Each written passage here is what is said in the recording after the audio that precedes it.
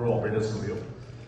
It's a pre-seed seed firm. I'm actually on my fund one, so in the same boat as a lot of you.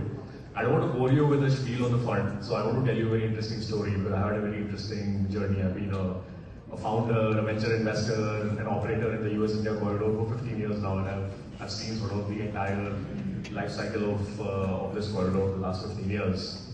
So 2011, March 2011, I was a fresh associate in an Indian venture capital fund, and my boss, the partner, was from Chennai. So he's like, you should go to Chennai. I'm like, okay, sure. Started going there. By the way, I think people, Sanjay, you would remember 2011. No one used to go to Chennai. This is like all pre-Freshworks. It was not on the startup map. Started going there. Got an invite from IIT Chennai, RTPI. Now RTPI is the incubator there, called Rural Technology Business Incubator.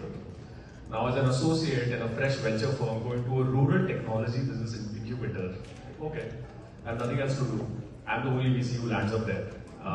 Meets these two kids, hacking around, something around voice. There's a spark, right? I kind of instantly fed my age group. We were all kind of very young, late 20s. The guy obviously had not met any VC. He had no idea that associates are here in the power chain. So he dropped me to the Chennai airport on my flight back. And I was like, okay, thank you for showing me so much respect. I didn't know better, so I went back, told my partners, hey, I met this great team, I want to bring them in to present. 2011, got rejected. Okay, sure. Started tracking them. 2012, brought them in again, rejected. 2013 end is when I was sort of in the move of moving to the Bay Area. So I said, guys, I'm like leaving the fund now, but you've got to kind of look at these guys. So brought them in again. This time I think the partners just got sick of me and I think they were feeling bad that I'm kind of moving out of the fund and said, okay, we'll put in a check. It was at a $5 million valuation at that time, right?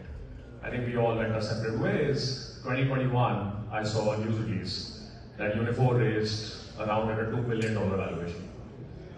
And we did the Series A in that fund at $5 million, right? I think this sort of taught me a lot about venture investing in general, right? So one, I think it's all about the founders. I remember in those days, Nuance was already a scale company, right? So you brought in a voice company, nobody was interested in it. Who would, what's the gap in the market? How will you differentiate competition and all the business school things, right? But Umesh and Ravi made it happen, right? So I think that's kind of really what's been my style. It's a very founder-first style. Since those days, I went on to join Alibaba Group, drove their global expansion as part of Jack Ma's office, invested in about 40 startups, 6 unicorns, total market cap is about $10 billion. And then sort of really saw this gap where there were not enough kind of ex-founders, ex-operators really helping out founders, especially on the go-to-market side, right? So go-to-market is sales, marketing, hiring, fundraising, right?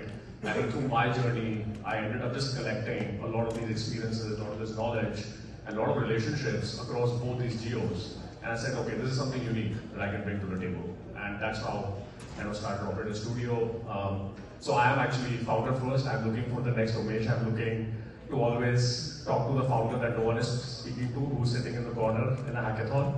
Because those are the people I've seen who create the best companies. So thank you.